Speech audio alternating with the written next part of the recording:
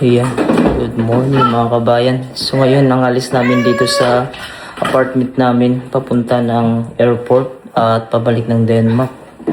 So iwan na namin itong apartment na to. So napakasarap pa matulog kasi oras namin ay oras dito alas 5 ma? Alas 5 ng umaga, tapos nakauwi kami kanina mga alas 2 na ng madaling araw galing doon sa may tower. So ayan, ganito kasi yung schedule namin na pabalik. So ayan, balik na kami papunta ng Denmark. So ito na yung huling araw namin dito sa Paris ngayon. So yan si Amaya, si Axel, at si Mrs. nandun CR. Ito yung dalawang bag namin. Doon si Axel. Ayun, so ngayon mga kabayan, magta-taxi na po kami sa labas. Ito na po yung dalawang bagahe namin. Ayan po si Amaya at si Axel. Medyo giniginaw sila. Malamig, Axel? Malamig dito ngayon sa Paris. Kasi umulan kagabi. Ito po yung tinutuluyan namin. Yung apartment na ito. Dito kami magantay ng taxi. Ito po yung labas ng apartment namin. Napaganda kasi marami siyang puno. At napakalamig din dito. Ayan. So dyan sa loob yung apartment namin. Ayun. So nandito, kanina pa kami dito, siguro nasa 10 minutes na. Sabi kasi dito sa taxi 2 minutes nandito na daw. Ang nakalagay faster pa daw, pero sabi niya kasi wait daw. Ayun lang, minsan hindi ko makikita yung kanyang GPS kung nasaan. So mahirap ito pag nagmamadali ka. So mabuti na lang medyo mataas-taas pa yung oras namin, pero nilalamig na kami dito. Kasi yun, malamig-lamig din dito. Naka t-shirt lang tayo.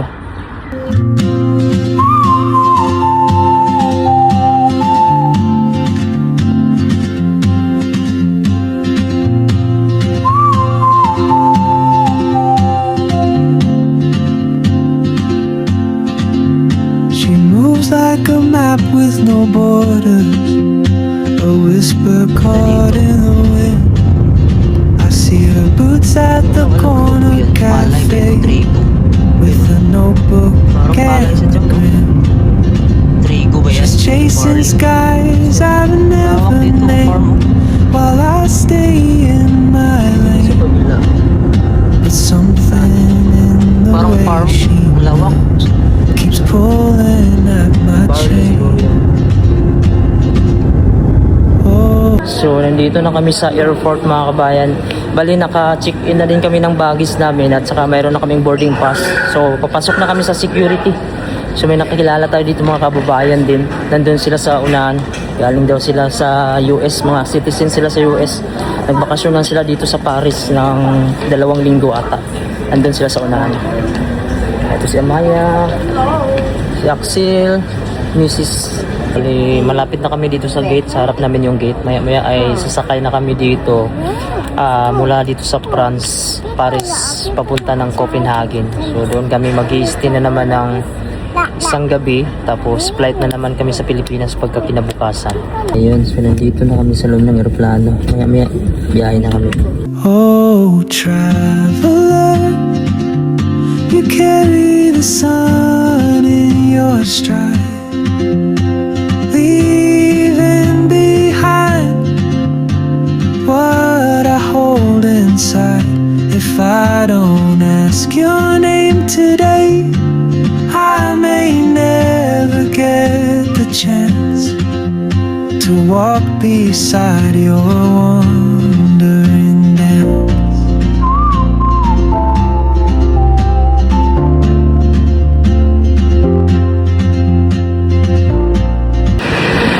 Ayun mga kabayan, kararating lang namin dito sa Denmark. So magstay muna kami dito ng isang gabi bago kami diretso sa Pilipinas bukas. So nandito kami sa airport na. So mamili muna kami dito ng chocolate, pangpasalubong namin dun sa pamangkin namin at mga kapatid. Dito kami sa tax free, itong tawag nila. Parang wala nata yung duty free dito, tax free yung nandito. Pila isa? Pila no? 95 yan? Kroner. Pila? 95. Ito po yung mga chocolate nila dito. Ito sneakers oh. Ito sneakers. Pila na? Ito 95 oh. Ito yung pwesto dito. What do you want? That one? Oh, take 2. 2. Put here. Yan. May pasalubong na si Amaya sa mga friend niya doon sa Pilipinas. Mabuti pa si Amaya, may pasalubong sa kanyang friend sa Pilipinas. Kami wala. Kasi puro chocolate lang ito. Pambata lang to. Lahat yung binili ni Amaya, pang pasalubong niya daw sa kanyang kaibigan at saka si Axel. Kami wala kami pasalubong sa kaibigan namin. Ikaw lang? May pasalubong ka? Sa friend mo? Friend? Small lang daw bigay niya. Ayun, so dito na tayo mga kaban. Kukuha tayo ng bagahe natin. Antayin muna natin bago tayo pupunta sa hotel. Ayun mga kabayan, bali pupunta na kami sa kakain muna kami. Nandito na kami sa may Copenhagen, Denmark International Airport. Nakuha na namin bagahe. Bago kami pupunta ng hotel, kakain muna kami. Kasi pagkain sa hotel, wala pa. Breakfast lang yung kuha dito pagkain. So, yan, diretso muna kami sa kain. Yan na. Saan yung mama nila? Mama niya taka-video. Nagtatanong sila, bakit hindi daw kasama yung yung mama nila sa bakasyon? Ano ni AI? Nandito kami ngayon sa money exchange mga kabayan, no? Kasi yung pera namin na euro, hindi namin naubos. So ipapalit na lang namin ng Danish krone kasi hindi naman kami gagamit ng euro eh. Kroner na yung gamit namin sa Greenland. At para hindi na tumakuan dito sa wallet. Kasi pagka euro, wala kaming gastusan dun sa Pilipinas kasi walang euro. Dito sa Denmark, kroner din. Kaya i-kroner namin ito. So papunta na po kami sa may fast food mga kabayan. Nakapagpalit na kami ng pera doon. Ang nakausap po na kuwan doon babae, yung mama niya ay Pilipina. Ang papa niya Danish. Tapos mayroon daw silang kamag-anak sa Dumaguete. Bakit? Dati daw nakapagbakasyon dito sa Pilipinas, maliit pa siya. Pero ngayong September, sa Pinas daw sa magbakasyon. Kaya dito sa Denmark, marami din ditong may lahi na mga Pilipino. So ngayon, papunta na kami sa aming hotel. Malapit lang po ito sa airport dito sa Copenhagen. Bali, walking distance lang. Kaya hindi na kami magta-taxi. Lalakad na lang kami. Kasi nandun po sa likod yung aming hotel. Ayun po yung hotel namin, no? Yan. Comfort Hotel po. Kasi bukas, check out na kami. So isang gabi lang kami dito. Kaya hindi na kami mag-hotel doon sa may malayo dito sa airport. Kasi para sigurado talaga na malapit lang dito. At saka yung oras ba, kakainin pa pag magbiyahe ka. Ito na si Amaya at saka si Axel. Bale, Juan, mayroon silang takdong yun sa amin, pandong. Jacket. Kasi umuulan dito. Mahina lang naman. Ayan po yung Comfort Hotel na yan. Diyan po kami mag-check-in. Tapos yung aming, yung airport dito lang. Sarap lang ng airport. Siguro nasa 500 meters lang yan. Kaya malapit lang. Tsaka ito lang yung service namin ito. Pwede naman dalhin to doon. Naulan mga kabayan. Pati dito sa Denmark umuulan din. Doon sa Paris. Yung pag-alis namin umuulan din. Yung pagpunta namin ng Disneyland yung pangalawang araw umuulan. Ganito din siguro sa Europe kasi malapit lang din ito eh. Ay, papasok na kami sa hotel namin. Ito po yung hotel namin. Mag-stay kami dito sa isang gabi lang. Comfort Hotel po. Malapit lang sa airport mga kabayan. No? Yan din ako nag-taxi. Ayun lang po yung airport. Oh. Siguro wala pang 500 meters yan. So nandito kami sa loob ng hotel. Pero nagutom kami. Ang gagawin ko ngayon, pupunta ako ng McDo. May McDo kasi dito. Malapit lang din. Malalakad lang. Bibili na lang ako ng pagkain. Kaysa bibili ako dun sa airport. Sa airport wala akong nakitang McDo dun. Kung lang King Burger. Hindi ko gusto yung lasa niya. Ang McDo, mas okay sa akin McDo kasi yung kasanayan sa Pilipinas. So ito lang yung pagkakaiba kapag sa hotel ka. Okay yung hotel kung sa Pilipinas o sa lugar na may mga rice, pwede ka makabili. Dito parang wala silang mga ganun eh. Yung makabili ka ng mga ulam na gaya sa atin. Siyempre Denmark to dito. So ang nandyan lang sa baba yung mga oatmeal, tinapay, itlog. Hindi na ako nagkuha ng breakfast kasi mahal yung breakfast, so hindi naman kami kakain ng ganun din na karamihan. So hanap na lang ako dito na makakain na burger. So kanina yung kinain namin kanina, okay naman yun kasi sandwich. Labas tayo, samahan niya ako at titingnan natin kung malamig ba kasi 16 degrees. Medyo mainit siguro. So andun ako ma. Bye Maya. Labas na tayo dito. Bye Maya. Bye. Close na kami, ipit ka. Oh. Ma. Hindi na kalagi yan, pag-atas ba? Papi, Oh, sige. Oh, sige. a chocolate mania. Okay, bye. Ayan. So, ito po yung hotel namin dito sa room 4 kami. So, ito yung itsura ng mga hotel na dito. Gusto ko dito kasi malinis siya mga kabayan. At mabango. Hindi guys sa ibang hotel. Hindi ko gusto yung kuha niya. Siyempre, mahal to dito eh. Kailangan talaga maganda yung kuha nila. Servisyo. Dito na tayo sa baba. So, kuha naman siya. Hindi naman siya malamig. Nasa 16 degrees Celsius yung lamig natin ngayon. Kapag ganito kasi na temperature mga kabayan, ito yung pinakamaganda para sa akin kasi yung temperature na kayang-kaya ko lang mag t-shirt, ayan o, nakachinelas lang tayo, hindi na kailangan mag-medyas. Ito 16 degrees Celsius, 18 yun, 18 medyo masakit-sakit na yung init yan para sa akin pag may sikat ng araw. So ganito, ayan o, tatamtaman lang, pwede hindi ka na mag-jacket. Kasi nasanay nga yung katawan ko dun sa Greenland na sa summer 4 degrees Celsius yung lamig, lalo na pag may hangin. So grabe yung experience ko dun sa may Paris. Yung katawan ko talagang bagsak talaga mga kabayan. Parang naubos talaga namin yung oras namin dun eh. Parang sulit yung oras namin na ginamit. Pero yun lang, hindi namin lahat na kuwanan ng mga rides. Hindi namin napasukan. Lalo na yung pag-meet kay Kwan, yung imi-meet namin si Mickey Mouse, hindi namin nagawa kasi maraming naka-reserves. Kailangan mo kasi mga kabayan ay mabilis talaga. So nag-try ako ng try, hindi talaga. So doon na lang sa mga Kwan, yung mga walang access. Yun kasi may bayad yun. Kailangan mo bumili ng ticket. Pero mura lang naman siya. Pero okay lang, nakikita. Importante sa amin yung nakikita kami ng fireworks, nakapunta yung mga bata. Ayun lang, talagang bagsak yung katawan namin. Pumunta pa kami sa may tower. Sumakay pa kami dun sa cruise ship. Tawag nila dun, paikot sa kanal. Siguro mga kuwan din yun, 30 minutes din yun. Tapos ginabi kami, alas 12 na kami natapos. Tapos nag-grab pa kami. Alauna na kami, alauna, imedya na kami ata nakarating sa bahay. Ito po yung hotel namin sa likod. So walking distance lang siguro, nasa 500 meters lang siguro ito ang McDo. Ito yung pinakamalapit dito, yung unang dating ko dito. Ayan na yung kinainan ko dito sa malapit sa hotel. McDo lang talaga. So kada punta kasi mga ban sa lugar, lalo na pag napunta ako sa ibang lugar, nahanap talaga ako ng rice kasi yun yung kasanayan sa sikmura ko.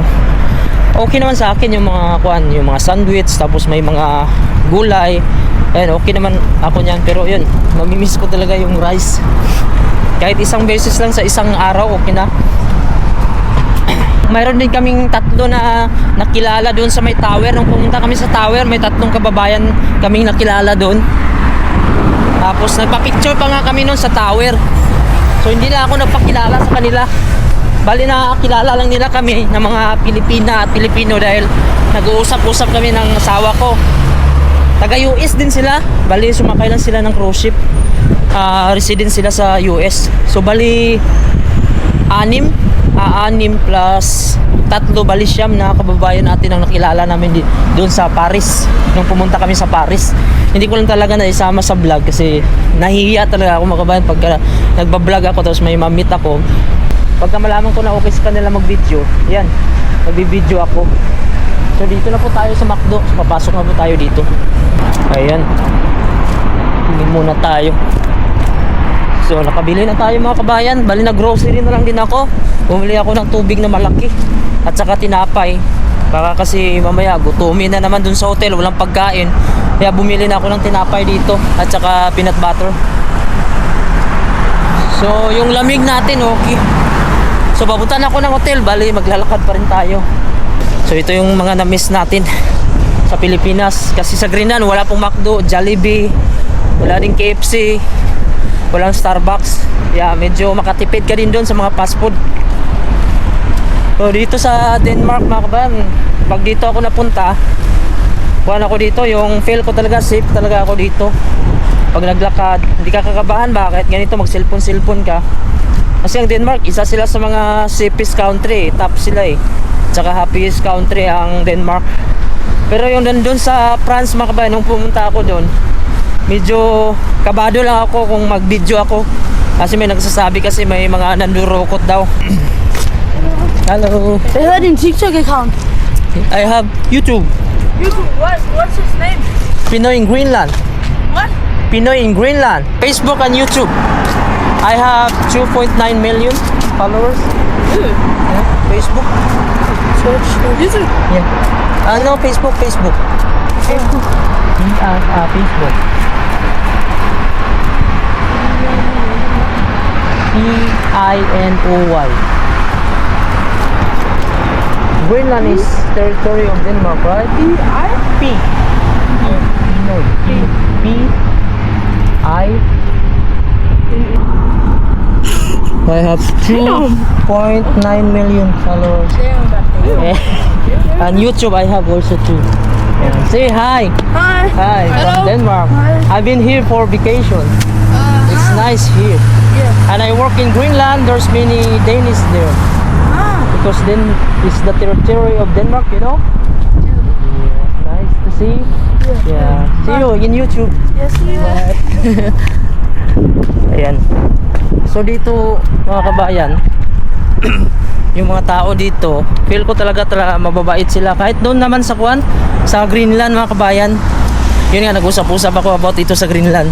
Feel ko talaga safe ako pag lalo na doon mga kasama ko. Walang ka-problema. Hindi pa ako nakaranas doon na nakaaway ako ng katrabaho ko ng mga Dani. Yung mga boss ko, mabait din sila. So, yun, nakita mo yung mga bata, mga respeto sila. Pero mayroon namang iba na mga medyo loko-loko din. Pero hindi gaano karami. Maliit lang. So, yan. Nakita nila tayo na nag-video. Pinansin nila tayo. So, nagulat sila sa kuha natin sa followers. Marami daw. Kasi mga kabayan, ako may mga lugar talaga ako na pag napuntahan, hindi ako komportable. Lalo na sa Maynila, mga kabayan, sa totoo lang lugar natin yan. Hindi ko naman dinadaon yung lugar natin, pero totoo naman talaga na Maynila, marami ding loko-loko mga taxi driver dyan. Naluko na kasi ako dyan 2 beses. Nung pupunta ako ng abroad, pabalik, kinutungan ako ng yung taxi driver. Uusapan namin una 300 lang. So nung bababa na ako, sabi niya 1,500. Basta naalala ko malaki yun, 1,500 o 3,000. Sabi ko 300 lang yung pera ko dito. Sabi niya dapat nagsabi daw ko. Sabi ko nag-usap na tayo, di ba? Sabi ko sa kanya na 300 lang yung pera ko. Pinakita ko sa kanya yung wallet. Nagalit pa siya sa akin. Tapos may kasama kasi siya, 2 siya. So yung nakita niya sa wallet, wala siyang magawa. Binigay ko na sa kanya lahat yung 300.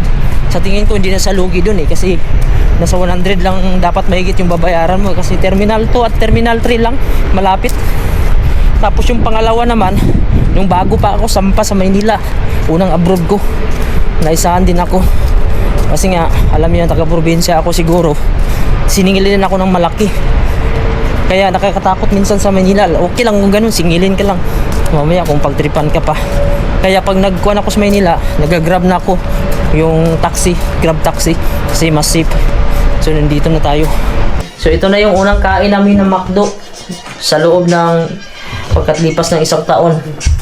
Kakakain na din ng McDo. Ito po yung price at saka yung sa akin ko lang to sandwich. Hindi ako masyado makuha yung mga burger, ano yan, sandwich lang. Kasi masakit yung sikmura ko pag yung mga burger, pag palagi. Pag minsan, okay lang ito. Maganda to kasi parang tinapay siya, tapos may chicken. Ito naman, bumili ako ng tinapay para tapos peanut butter pag gutumin.